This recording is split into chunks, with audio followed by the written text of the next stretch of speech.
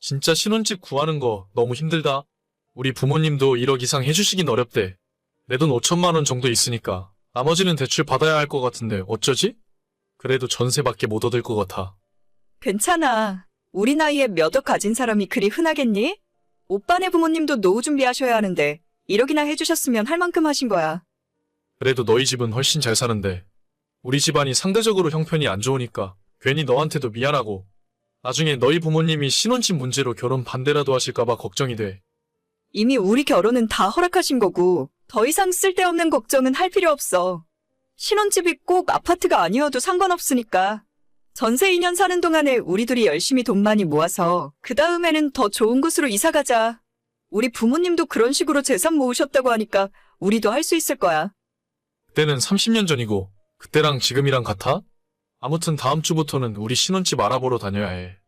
얼마짜리 집을 얻을지 확실하게 정해야 나도 은행에 대출이 얼마나 나올지 알아볼 수 있으니까. 알겠어. 최대한 대출 적게 받을 수 있게 작은 집 알아보자. 근데 집은 그렇다 치고 혼수 말인데 자기는 혼수를 어떻게 했으면 좋겠어? 혼수? 글쎄, 아직 구체적으로 생각해본 건 없는데 그래도 집을 3억 정도 얻는다고 치면 너희 부모님이 1억 이상은 해주려고 하시지 않을까? 자기 부모님은 돈 많은 부자니까. 1억? 글쎄, 우리 부모님 생각은 조금 다르던데. 어차피 지금은 우리가 집 사기도 힘든 상황이고 전세 끝나면 또 이사를 가야 하는데 비싼 고급 제품으로 맞출 필요가 있을까? 적당히 싼 것 대충 쓰다가 나중에 좋은 집 이사 갈 때 그때 제대로 맞추면 되는 거 아니야? 나는 그래도 너희 집이 부자니까 혼수를 제대로 해서 주실 줄 알았는데 역시 내가 사윗감으로 마음에 안 드시는 게 분명해. 그런 거 아니래도 우리 부모님들도 다 생각이 있으시겠지. 일단 집 구해놓고 나서 혼수에 대해 다시 말씀드려보자. 내가 회사 다니면서 모은 돈도 있으니까 만에 하나 정말 안 도와주신다고 하면 내 돈으로 혼수 맞추면 돼. 너무 걱정하지 마, 오빠. 일단 알겠어. 다음 주에 부동산부터 돌아다녀보자. 저는 얼마 전까지 3년 만난 남자친구와 결혼을 준비하고 있었어요. 같은 직장 다니고 있다가 연애를 시작했는데 이제는 제 나이가 32, 남자친구의 나이가 35이다 보니 더 미루지 못하고 내년쯤엔 결혼식을 올려야겠다 싶더라고요. 직장은 어디라고 말하긴 좀 그렇지만 연봉이 높지 않은 대신 안정적이고 대부분의 사람들이 정년까지 다닐 수 있는 곳입니다. 결혼하고 나서도 계속 둘이 맞벌이하면서 저축하고 살다 보면 더 좋은 집으로 이사 갈 수 있고 언젠가는 내 집 마련도 할 수 있을 것 같았거든요. 남자친구의 집안은 그냥 평범한 분들이고 두 분 모두 열심히 사셨기 때문에 노후 걱정은 크게 하지 않아도 될 정도였어요. 저희 결혼할 때 부모님이 도움을 안 주셔도 저는 괜찮았는데 남자친구 입장과 그쪽 부모님들 입장에서는 그게 아니었나 보죠. 집은 정말 그 정도면 괜찮을 것 같아. 오늘 본 걸로 결정하자. 그래도 너무 작지 않아? 안 그래도 아파트 못 가서 미안한데 기왕이면 빌라로 얻더라도 방 3개 있는 신축 빌라로 하지. 요즘 뉴스 못 봤어? 신축 빌라 전세 얻었다가 사기당하는 사람이 얼마나 많은데. 조금 낡았어도 오늘 본 곳이 지하철역에서도 가깝고 골목에 편의점도 있고 밝아서 위험하지도 않은 것 같아. 무엇보다 우리가 대출 안 받고도 충분히 전세 얻을 수 있잖아.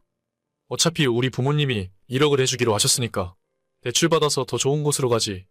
어째 나는 좀 기분이 그렇다. 너랑 결혼하는데 신혼집도 변변찮은 걸로 준비해서 가면 너희 부모님이 나랑 우리 집안을 더 안 좋게 생각하시는 거 아닌가 해서. 아니 자기야, 신혼집이 1억 5천이면 충분하지. 거기서 뭘 더 바래? 대출 1, 2억 더 받아서 아파트에서 살면 뭐 할 건데? 한 달에 대출이자만 얼마씩 갚아야 하는지 계산해봤어? 그냥 내 말대로 해. 집이 좀 낡은 건 이해하는데 그래도 이 정도면 사는데 불편함은 없어. 우리 아빠도 괜히 허세 부리지 말고 능력껏 하라고 말씀하셨단 말이야. 너희 부모님이 말씀을 그렇게 하셨어도 정작 우리 결혼하고 신혼집에 와서 직접 두 눈으로 보시면 그런 말씀 못 하실 거야.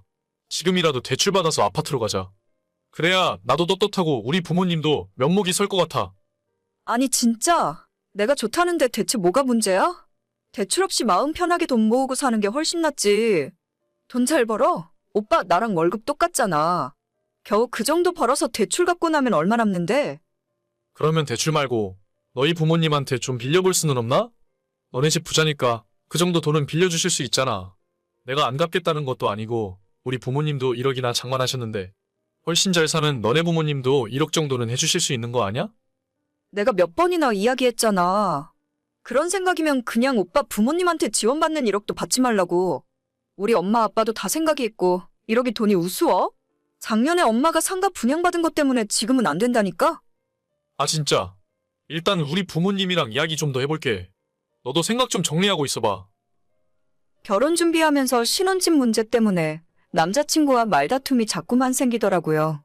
저는 정말 우리가 나이도 젊고 신혼 때는 2년 정도 없이 살아도 된다 생각하고 있어요. 무리해서 대출받고 여기저기 돈 빌려서 아파트 들어가서 살아봤자 그게 다 허세고 갚아야 할 빚이었으니까요. 애초에 처음 결혼 이야기 나왔을 때 남자친구에게 5천만 원이 있다고 했고 저는 그것보다는 조금 더 모아놓은 돈이 있었기 때문에 1억 정도의 예산을 맞춰서 집을 구하고 남은 돈으로 살림살이 싸게 맞춰서 시작할 생각이었어요.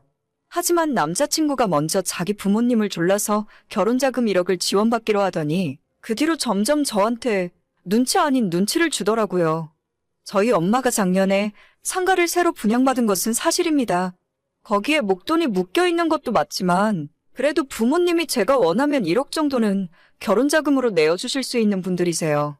하지만 저희 부모님도 다른 계획이 있는 상황이고 어차피 시댁에서 지원받은 1억도 언젠가는 살면서 갚아나가야 할 마음의 빚이라고 생각하니까요. 결국 집 문제로 갈등이 점점 심해지다가 크게 싸우고 말았습니다. 우리 부모님도 그냥 대출받아서 아파트 전세 얻으래. 2억 정도 대출받으면 충분할 것 같은데 뭐하러 빌라 살면서 고생하냐던데? 아, 진짜 나는 그렇게까지 무리하고 싶지 않다고. 집을 우리가 사는 거라면 모를까. 남의 집에 전세 사는데 대출을 그렇게까지 받을 일이야? 아무튼 신혼집 문제는 그렇게 하기로 결정했으니까 혼수는 어떻게 할 생각이야? 혼수?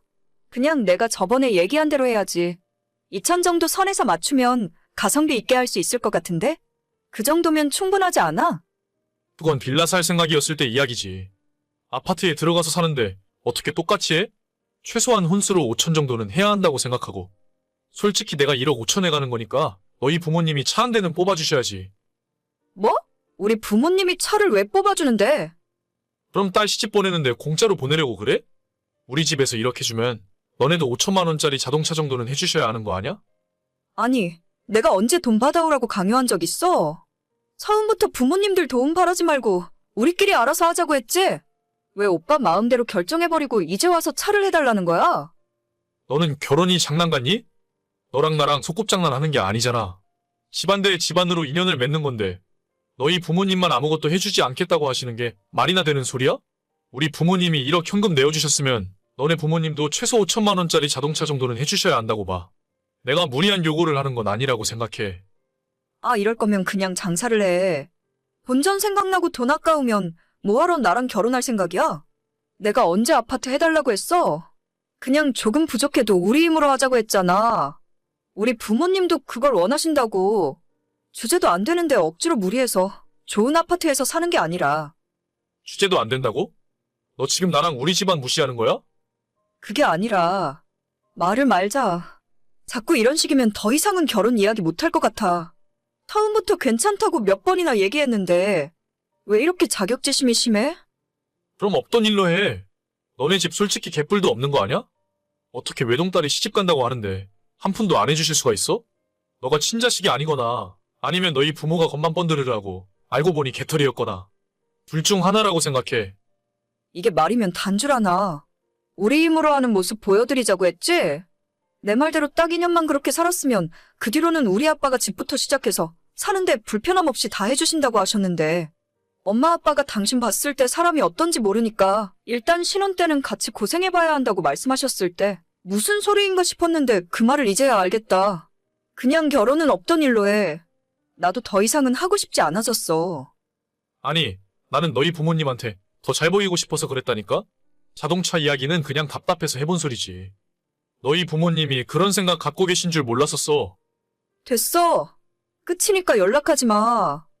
회사에서 마주쳐도 아는 척하지 말고. 남자친구와 결혼하고 싶다고 처음 부모님에게 말씀드렸을 때 반대를 하진 않으셨어요. 다만 그 사람이 어떤 사람인지 제대로 알기 위해서는 같이 고생을 해봐야 진정한 모습을 알 수 있다고 하셨거든요. 그래서 결혼할 때도 우리 부모님은 아무런 도움을 주지 않기로 하셨어요. 2년 정도 지났을 때 우리가 별 문제 없이 잘 살고 있다면 그때는 저희 부모님께서도 집 살 때 도움도 주고 앞으로 사는데 지장 없게 다 해주신다고 하셨었는데 남자친구랑 그쪽 부모님들은 저와는 생각이 달랐던 것 같아요. 무리해서 큰 대출 받아서 아파트 살아봤자 뭐가 좋다고.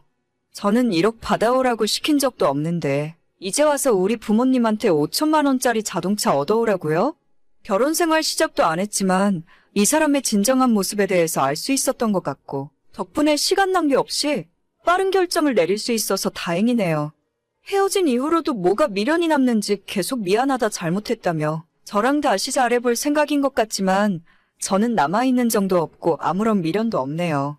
저희 집도 예전에 아빠 사업이 어려워졌을 때 세 식구 빌라에서 살았던 적 있는데 아무렇지도 않았거든요. 제 생각보다도 남한테 보여지는 게 더 중요한 사람인 것 같아서 헤어지길 잘한 것 같습니다. 오늘의 사연은 여기까지입니다. 구독과 좋아요, 알림 설정은 많은 힘이 됩니다. 다들 행복하시고 좋은 하루 되세요.